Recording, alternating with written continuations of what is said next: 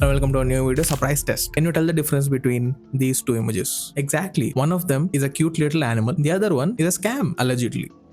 Allegedly, it is a scam. Now, before we get into why this is a scam and to tell you what this thing actually is, maybe tell you about the person who exposed the scam. Okay, so the thing that we're talking about is this, the Rabbit R1. So when this product was announced, people were really excited, especially in the tech community, because this was promised as a post smartphone device, which means that if you have this, you won't need any other device in your day-to-day life. For example, if you want to book a cab or order some food or buy some groceries, this device will do it for you. What they are claiming is that the device has a large action model, which means it is able to execute actions on your behalf based on what you're telling it. So basically, it is an AI concierge for yourself, which will do tasks on your behalf as well as assist you in your day-to-day activities. At least it was supposed to. This is a product that was co-designed by Teenage Engineering, by the way. Teenage Engineering is a Swedish company from what I remember, and they make really clean designs. I love their designs. They're minimalistic and they have this industrial sense to them, which I really like. They designed the Nothing earbuds as well. If you want to learn more about Teenage Engineering, I'll link a video in the description that you can watch after you watch this video. But we're not here to talk about Teenage Engineering. We are here to talk about Rabbit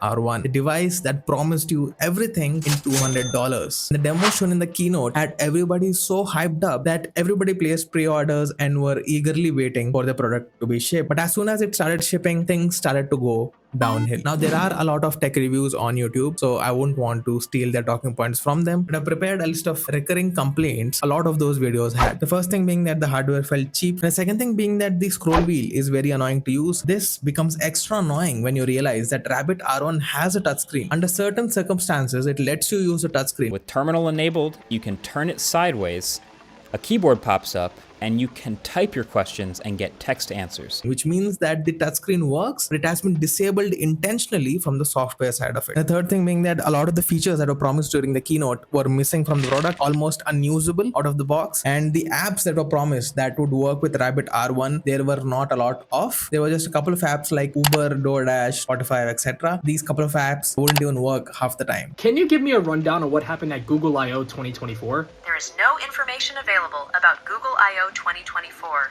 Google I/O 2024 has not yet taken place. It has! Weather forecast for Bloomfield, New Jersey. 070.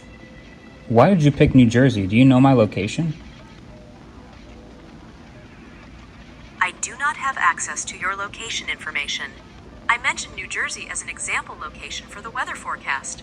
If you would like weather information for a specific location, please provide the location you are interested in. The Rabbit R1 is better than the Humane AI pin, but still a lot worse than your smartphone assistant. You could say that, all this just tells us that the Rabbit R1 is a bad product. There is also Humane pin, which costs like 4 times more and is a worse product in some aspects. Why am I talking about Rabbit R1 right now? Here comes the scam aspect of it, allegedly. For legal reasons, I'm saying Rabbit R1 is allegedly a scam. Reason number one, you could say this is a scam is because they touted up to be this mythical device that will change the way you live, and somehow this device couldn't be an app on your phone and had to be a standalone device when it is an app. How big is the Empire State Building?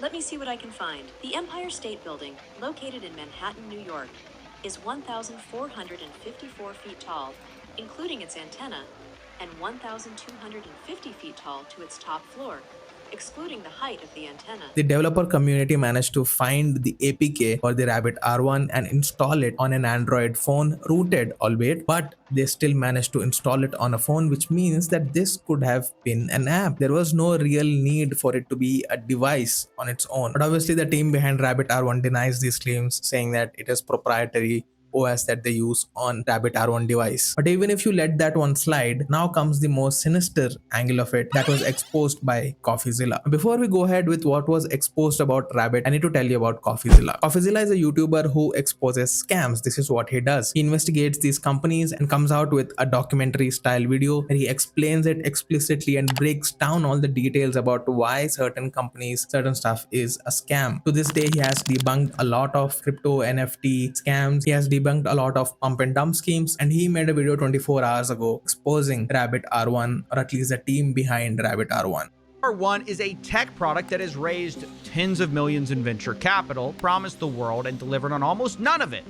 Worse, though, it's built on a scam that the founder is now trying to distance himself from.